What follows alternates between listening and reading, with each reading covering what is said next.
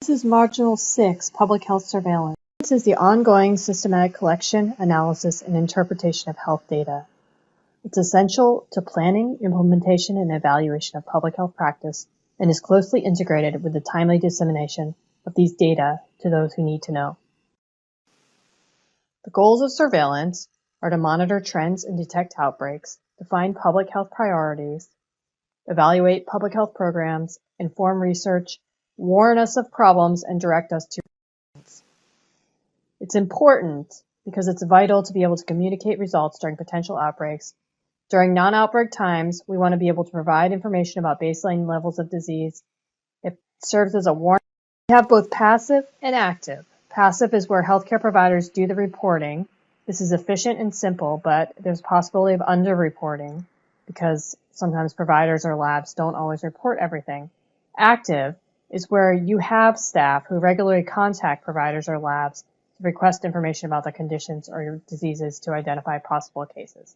So as you can imagine, this is very resource intensive, but it's useful when it's important to identify all cases.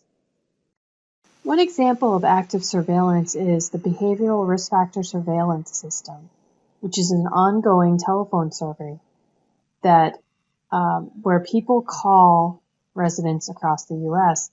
to identify worrisome health behaviors and the prevalence and to determine the prevalence of chronic diseases and access to insurance. This is active because they're actually going out to collect information.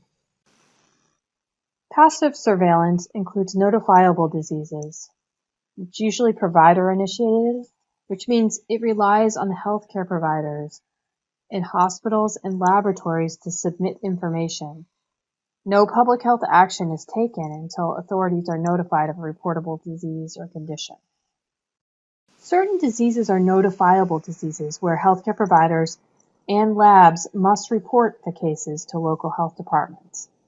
The local health departments report them to states, who report to CDC, who report to the World Health Organization. And notifiable diseases are often communicable diseases that could threaten public health, such as STDs, measles, tetanus, plague, foodborne disease, rabies, Lyme disease. So you can look in your textbook for national level notifiable diseases. States maintain their own reportable disease lists, and most are very similar between states, but there is some variation on geographical location. These are divided into mandatory written reporting, reporting by telephone, and things where you have to report total number of cases. And some states also have cancer reporting. A few key limitations of disease reporting. The first is underreporting. Reporting is much better for serious diseases and for lab-confirmed diseases. Also, people have to seek medical consultation to be diagnosed and then reported. If they don't get that consultation, it's not going to report it. There's also lack of representativeness of reported cases and inconsistent case definitions. Sometimes diseases are not reported because people or providers assume someone else reported it. Providers don't always know that reporting was required. They don't know how to report sometimes. They don't have a form. There's also concern about confidentiality and doctor-patient relationship. Who am I supposed to tell about this? And they don't have incentives to report. It's time-consuming, and they don't necessarily see the value. Going forward, we're going to need new methods of public health surveillance.